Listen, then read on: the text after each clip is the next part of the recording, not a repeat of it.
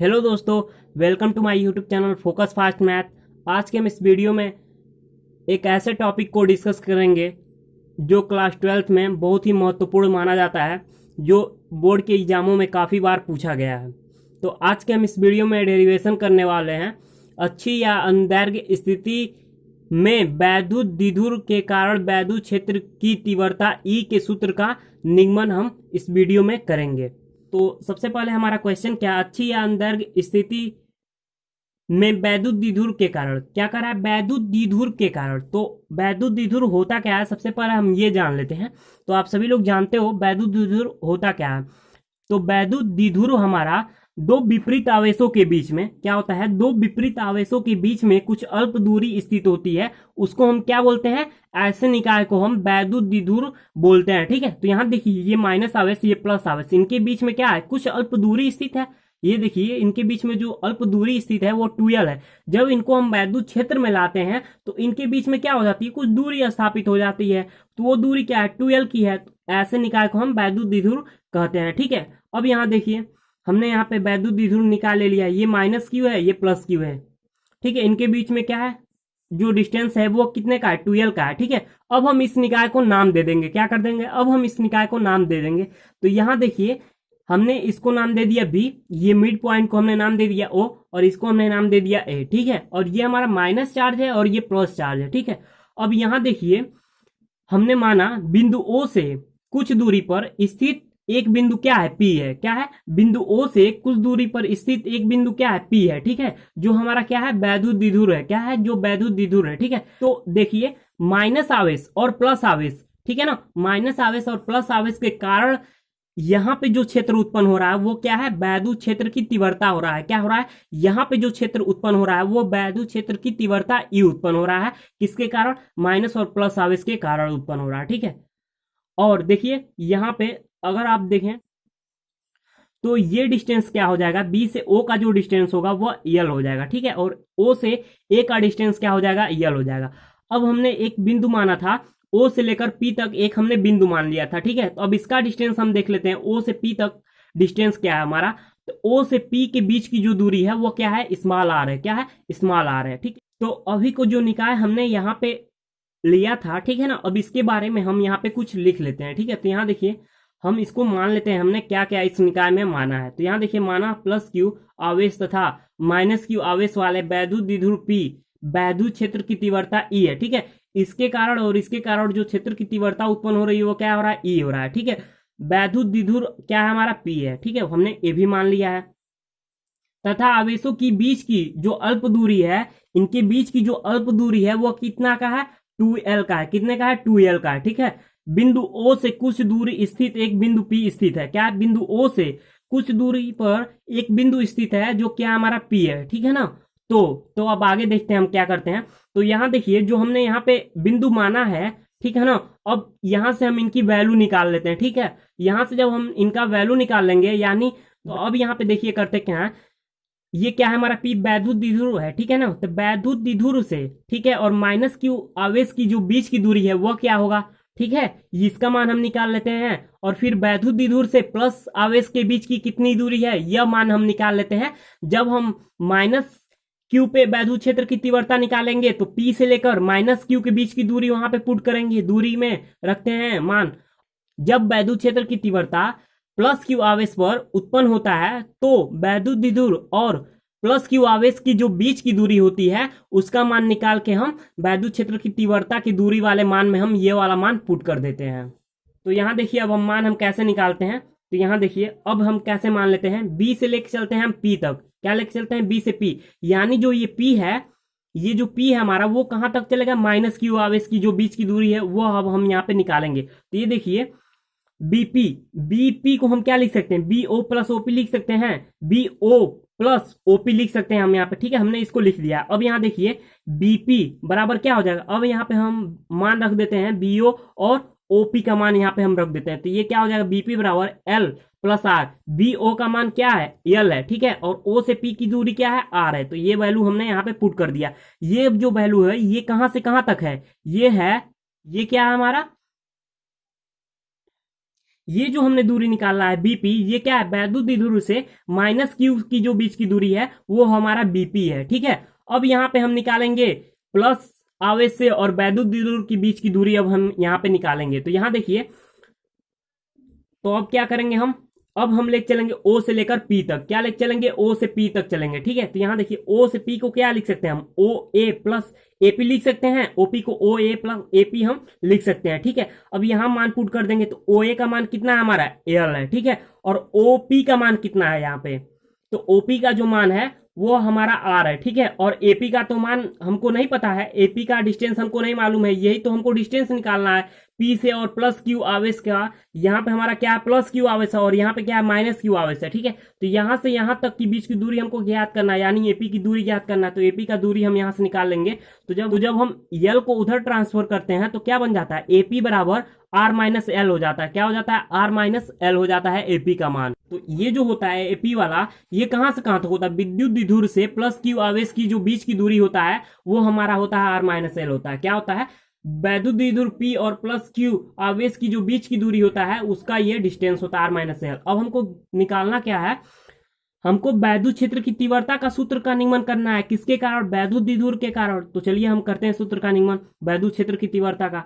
तो हम सबसे पहले लेते कहां से हैं, माइनस क्यू आवेश के कारण बिंदु पी पर उत्पन्न वैद्युत क्षेत्र की तीव्रता E1 निकालते हैं। क्या करते हैं, माइनस क्यू आवेश के कारण वैद्युत द्विध्रुव पी पर उत्पन्न, ठीक है ना, वैद्युत द्विध्रुव पी पर उत्पन्न वैद्युत क्षेत्र तीव्रता ई का हम यहाँ पे मान निकालते हैं, E1 का मान निकालते हैं। तो देखिए हम E1 का मान कैसे निकालते हैं, तो इसका फार्मूला हम एक पढ़े हैं वैद्युत क्षेत्र की तीव्रता का। वैद्युत क्षेत्र की तीव्रता का हम फार्मूला पढ़ेंगे बटे 4πε0 के क्यू बटा आर स्क्वायर। यह सूत्र हमारा कैसे बनता है, तो यह सूत्र हमारा कूलाम के नियम से बनता है, ठीक है ना। तो यहाँ देखिए अब करते क्या है, अब ये माइनस क्यू आवेश के कारण बिंदु पी पर उत्पन्न वैद्युत क्षेत्र की तीव्रता E1 हमको यहाँ से निकालना है। तो ये तो हमारा फार्मूला था। अब यहाँ करते क्या, हम E1 निकालते हैं। तो E1 बराबर क्या हो जाता है, 1/4πε0 के। अब देखिए ये आवेश क्या है, हमारा आवेश कहां से लेकर चलना है, आवेश हमारा निगेटिव है, तो ये आवेश हमारा माइनस हो जाएगा, ठीक है। अब यहाँ देखिए आर स्क्वायर क्या होता है, आर स्क्वायर हमारा दूरी होता है, डिस्टेंस होता है। क्या होता है, आर हमारा दूरी होता है। तो हमने आपको बताया था माइनस क्यू आवेश से और पी के बीच की जो दूरी है वो क्या है, क्या है, एल प्लस आर है, ठीक है ना। पी और माइनस क्यू की जो बीच की दूरी है वो एल प्लस आर है, ठीक है ना। हम यहाँ माइनस क्यू की बात कर रहे हैं और पी के बीच की दूरी की बात। तो ये क्या हो जाएगा हमारा, एल प्लस आर हो जाएगा। क्या हो जाएगा, एल प्लस आर हो जाएगा आर की जगह पे। और ये आर स्क्वायर है तो इसका होल स्क्वायर हो जाएगा, ठीक है। इसको हम मान लेंगे समीकरण 3, ठीक है ना। हमने इसको समीकरण 1 माना था, माइनस क्यू और पी के बीच की दूरी को, और प्लस क्यू और पी के बीच की दूरी को हमने समीकरण 2 माना था। अब हम इसको समीकरण 3 मान लेंगे। अब देखिए, अब हमने यहाँ पे माइनस क्यू आवेश के कारण निकाला E1। अब हम यहाँ पे निकालेंगे प्लस क्यू आवेश के कारण बिंदु P पर उत्पन्न वैद्युत क्षेत्र की तीव्रता E2। अब यहाँ पे हम निकालेंगे, क्या निकालेंगे, E2 निकालेंगे। अभी हमने माइनस और P के बीच का निकाला था वैद्युत क्षेत्र की तीव्रता, अब प्लस क्यू और P के बीच का वैद्युत क्षेत्र की तीव्रता हम E2 निकालेंगे। तो आप सभी जानते हो फार्मूला क्या होता है, वैद्युत क्षेत्र की तीव्रता E बराबर 1/4πε0 के क्यू बटा आर स्क्वायर, क्यू चार्ज है और ये आर स्क्वायर दूरी है, ठीक है। तो यहाँ E2 हमको फाइंड आउट करना है। T2 बराबर क्या हो जाएगा, 4πε0 के जो चार्ज होगा हमारा प्लस हो जाएगा, ठीक है। और इसके बीच की जो डिस्टेंस है वो क्या हो जाएगी, यानी P और प्लस क्यू के बीच की दूरी क्या हो जाएगी, अभी हमने निकाला। यहाँ पे हम आर की जगह पे हम आर माइनस एल पुट कर देंगे। तो यहाँ देखिए E2 जब हम निकालते हैं तो क्या कर देते हैं, आवेश जो है वो हमारा प्लस होता है तो इसको हम प्लस कर देंगे और ये दूरी हमारा आर माइनस एल का होल वर्ग हो जाएगा, ठीक है। अब करते क्या है, हमने जो वैल्यू E2 का निकाला था हम उसको क्या मान लेंगे, उसको हम समीकरण 4 मान लेंगे, ठीक है। अब करते क्या है, अब हम कुल वैद्युत क्षेत्र की तीव्रता निकालते हैं, यानी E निकालते हैं। E1 E2 का मान हमने निकाल लिया, तो अब यहाँ से हम E निकालेंगे। तो यह E बराबर क्या हो जाएगा, E1 प्लस E2 हो जाएगा। जब कुल वैद्युत क्षेत्र की तीव्रता की बात होगा तो E बराबर E1 प्लस E2 हो जाएगा। E बराबर है, अब यहाँ पे क्या कीजिए, आप मान पुट कर दिए, E1 का मान और E2 का मान आप यहाँ पे रख दीजिए, ठीक है। तो E1 का मान माइनस क्यू चार्ज के लिए था और E2 का मान प्लस क्यू चार्ज के लिए था। इसका दूरी आर प्लस एल था और इसका दूरी आर माइनस एल था, ठीक है। तो यहाँ पे देखिए हम यहाँ से कॉमन क्या ले सकते हैं, हम यहाँ से कॉमन 1/4πε0 के ले सकते हैं। क्या ले सकते हैं, 1/4πε0 के हम कॉमन कर लेंगे नेक्स्ट स्टेप में। तो क्या हो जाएगा, माइनस क्यू बटा आर प्लस एल का whole square plus plus Q बटा आर माइनस एल का होल स्क्वायर हो जाएगा, ठीक है।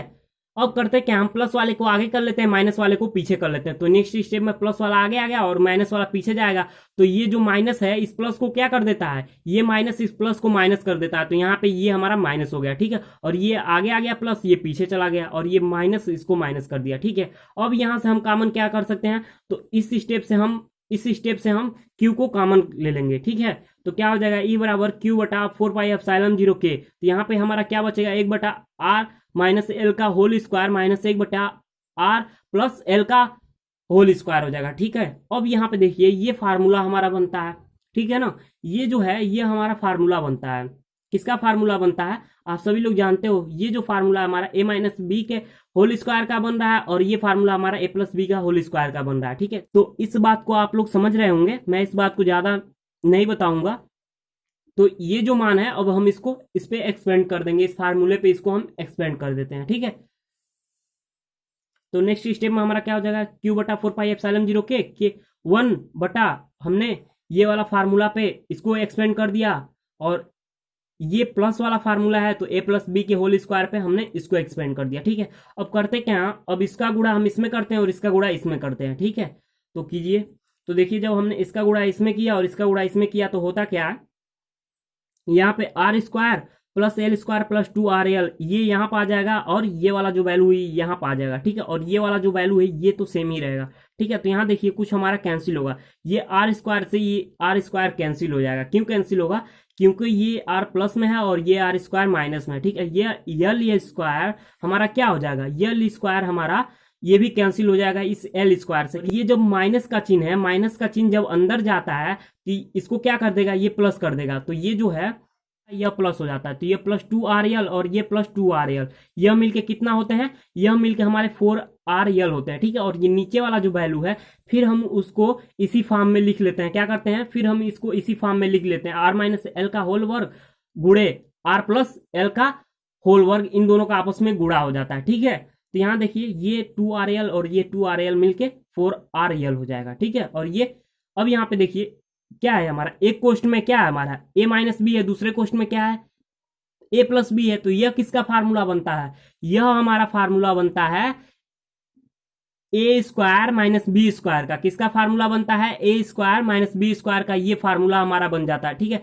तो यहाँ पे हम इसको इस फार्मूले पे हम इसको चेंज कर देंगे, ए स्क्वायर माइनस बी स्क्वायर के फार्मूले पे एक क्वेश्चन में ए माइनस बी, दूसरे क्वेश्चन में ए प्लस बी होता है, ठीक है। तो यहाँ पे हमने इसको भी चेंज कर दिया इस स्टेप में, ठीक है। अब देखिए नेक्स्ट स्टेप में क्या होता है, तो नेक्स्ट स्टेप में क्या हो जाएगा हमारा, यहाँ पे जो क्यू था आवेश क्यू है, अब आवेश क्यू का गुणा हम इसमें कर देते हैं, ठीक है। अब हम इसको क्या करते हैं, इसको हम लिख सकते हैं 4RL को हम लिख सकते हैं क्यू गुड़े 2L गुड़े 2R लिख सकते हैं।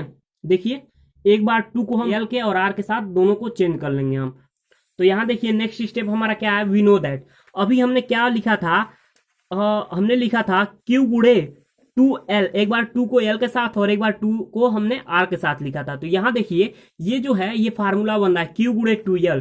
क्यू गुड़े 2L किसका फार्मूला होता है, यह जो है वैद्युत द्विध्रुव आघूर्ण का फार्मूला होता है। किसका फार्मूला होता है, वैद्युत द्विध्रुव आघूर्ण का फार्मूला होता है।